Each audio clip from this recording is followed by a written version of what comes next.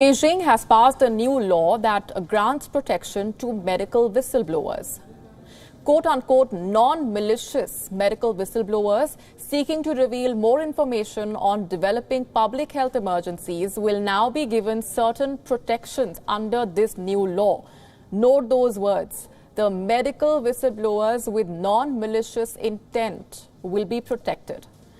Let's tell you more about the timing of the move. Public outrage has been mounting over the death of Chinese doctor Li Wenliang due to COVID-19. The pressure has been increasing on Beijing. The doctor, remember, attempted to warn the authorities about the new infection, but he was instead reprimanded for quote-unquote spreading rumors. Other medical whistleblowers in Wuhan later told the Chinese media they were punished by the government officials for discussing the outbreak without permission from their superiors. This new law came into effect on Friday. What does it say? It states that anyone whose tip-offs are later verified would be rewarded and they would not face any penalties. But at the same time, the regulations do not cover anyone fabricating or deliberately disseminating false information about developing public health emergencies, according to a government notice on Saturday. Now, how the law gets implemented remains to be seen. And earlier, we spoke to Andrew K.P. Leong, international and independent strategist from Hong Kong, on this new law and the impact it would have.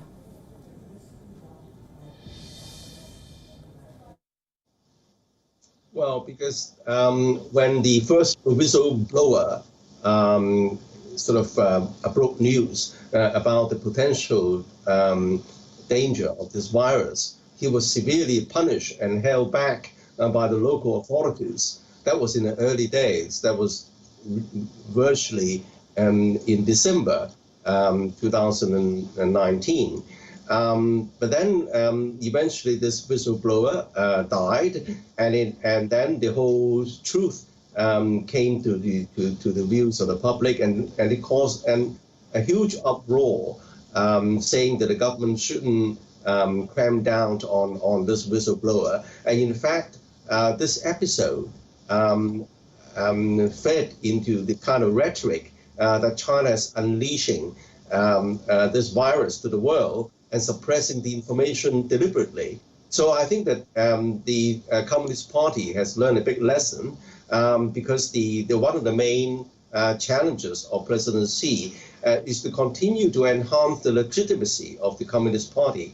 Of course, the Chinese people, the majority, hugely supportive of the government. In fact, according to the Harvard Kennedy School, is one of the very few governments which have such high level of support. But nevertheless, this episode, this punishing the early whistleblower, is a huge blow to the credibility of the Communist Party, and hence this new law.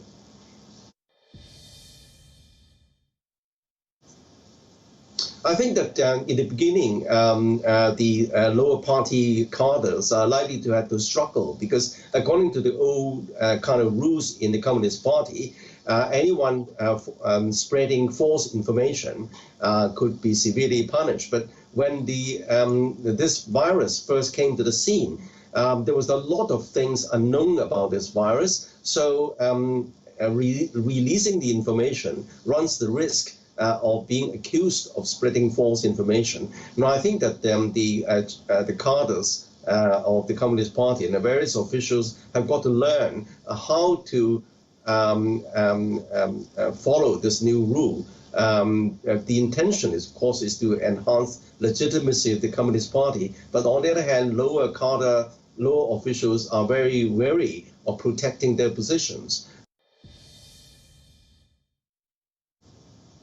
Well, because the initial response was under the new regulations, which again forbid any kind of information unless it's 100% verified and approved by the powers higher up, and hence the suppression of this whistleblower. But from experience, it could be a very, very important message to the community and to the government, as was learned from this experience of the coronavirus. And so this new law obviously is a good thing because I think that is the right way to go for the Communist Party to improve its governance. But as I said, because of these old rules, a lot of the lower cadres have got to learn how to follow this new rule, but how to protect their own positions. Because then, if you're not careful, you'll be caught of spreading false information.